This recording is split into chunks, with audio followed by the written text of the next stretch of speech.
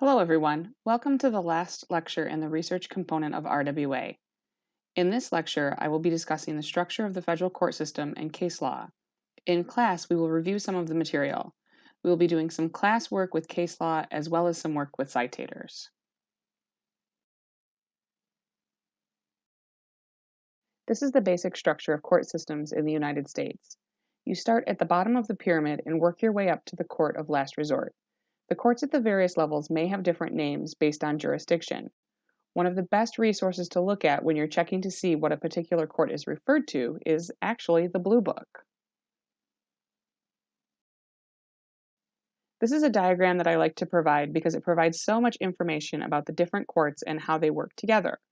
Remember, like the pyramid, this works from the bottom up. That is, the cases start at the bottom and can work their way up to the top. This may be one of those slides that you print off and hold on to.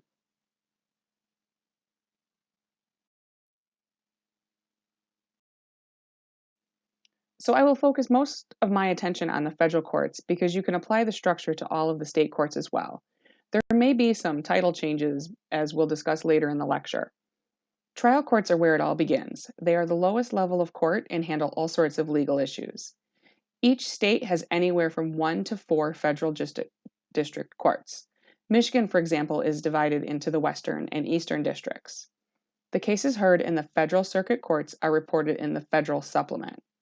I feel it's prudent to mention briefly that there are both official and unofficial case reporters. Official reporters are published by the government entity, and unofficial reporters will be published by Thomson West or Lexis or some other legal publisher. The intermediate appellate courts handle appeals from the lower level courts. In the federal system, there are 11 circuits covering groupings of states.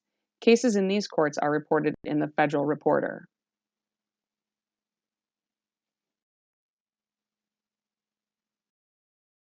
This is another slide that may be helpful to hold on to. I actually have a color copy posted on my wall. This shows the circuit groupings. Some of them may not be all that intuitive.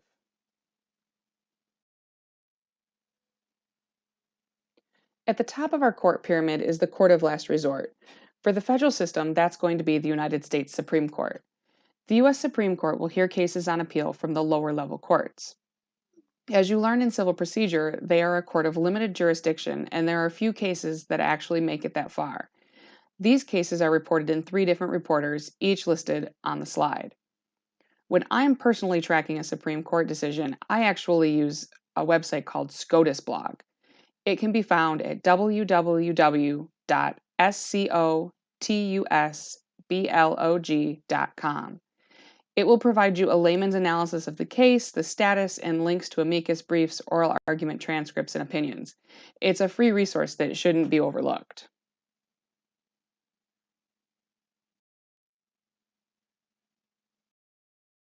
So, what is case law? How do we get case law? As we're all aware, when individuals have a controversy, they take each other to court. The resulting opinion, if it gets that far, is case law. Cases form the common law, and the common law exists where statutes and regulations don't govern. Cases can also interpret statutes and regulations. So, one of the biggest questions is there are so many cases out there, how do I know which one to use? Well, there's a weight of authority to recognize. Mandatory authority is binding. That is, you must follow what the court holds. Then there is persuasive authority, which is non-binding. So what does that mean? Well, you don't have to follow what the court says, but you may want to use it to persuade a judge to follow that same line of reasoning. So how do you know what is mandatory and what is persuasive? You'll look at the jurisdiction of the court and the level of the court. So if I'm in Michigan, I'm looking for Michigan court opinions, not necessarily for California opinions.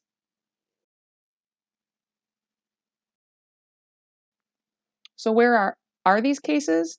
Well, cases appear in reporters. As with statutes, there is an order of publication. It starts with a slip opinion, which is the first official appearance of an opinion, usually issued by the court itself. Then comes the advance sheet, which is widely distributed, with a full text of a number of recent decisions, and those are arranged chronologically. What follows is the bound volume, which consolidates several advanced sheets, and it's also arranged chronologically, but usually contains an index or a table of contents.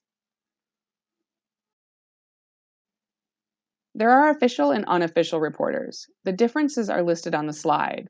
This may be a little reminiscent of codes. Remember, annotated and unannotated codes, this is the same basic concept, only with cases instead of statutes.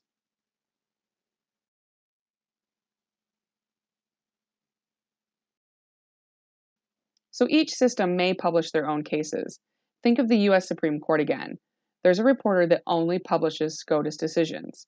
Same thing with Michigan. There's a reporter that publishes only Michigan Supreme Court decision. So let's take a moment and go back in time. Back in the day, think the late 1800s, databases such as Westlaw and Lexis didn't exist. There also wasn't a reliable system for disseminating court opinions. This really doesn't work well in our system that relies so heavily on precedent, right? So the West brothers decided to come up with a system where all of the cases within a certain geographic area were combined and published. And so was born the West Reporter System. The country is broken up into 7 geographic areas, and West publishes federal and state court opinions in the respective reporters. Advanced sheets are published first, and when there are enough opinions to bind, they publish a new volume of decisions. Regional reporter citations are frequently used in law reviews and such publications. The difficult part is that you can't tell which court it came from based on the regional reporter name. So it's important to include a designation indicating the state court and the level in the parentheses with the year of the decision. This slide just shows the citation formats for the various regional reporters. You can note that some are on their second or third series, which is similar to an edition. Basically, the volume numbers just start over again. Here you can see that you really can't tell from which state the decision is coming from. And that's what makes what appears in the parentheses so important when you're citing cases.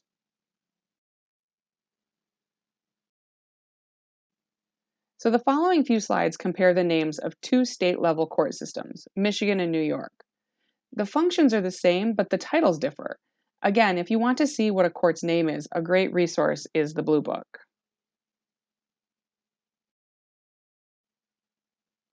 These are just the names of the intermediate appellate state courts in Michigan and New York.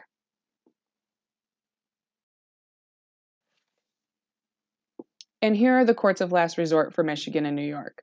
Note that the court of last resort in New York is referred to as the Court of Appeals as opposed to the Supreme Court in Michigan. So this is a basic structure of a print reporter. I'll hand out a sample in class that outlines where each of these parts appears. It's important to note that the headnotes are not technically part of the opinion. They're added information from the editors and shouldn't be cited. The same goes with the syllabus.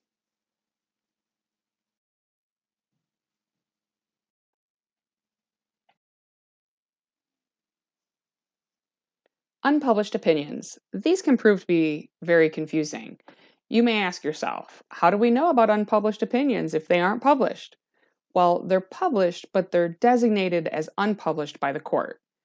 Opinions are designated as such at the discretion of the court, and this may be done because the court doesn't feel that the opinion should have any precedential value.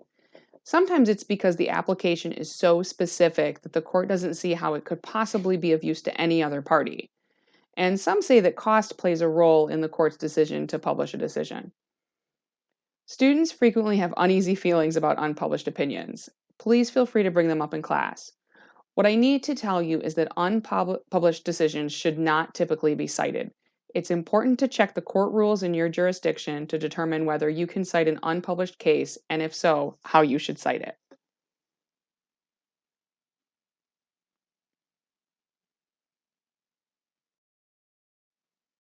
There are 3 basic ways to search for a case.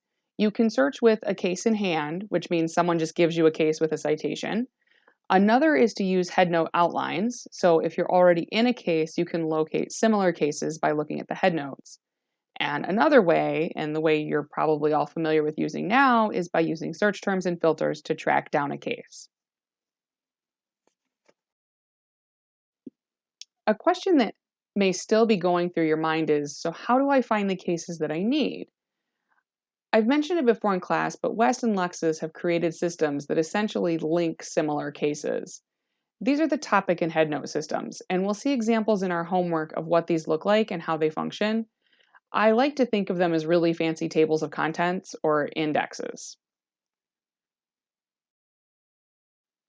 This slide just describes the West topic and key number system. Again, we'll see examples in class and we'll work with them, and they can be an invaluable tool when you're searching for something.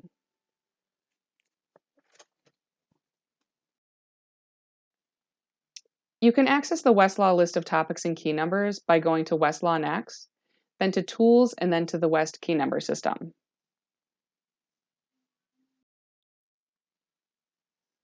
We're going to work through a citators assignment in one of our last classes. I just want to mention them briefly because they can also serve as indicators of other cases you may want to use in your research. They'll also provide an indication of whether the law you're looking at is still good law or whether the case has been overruled.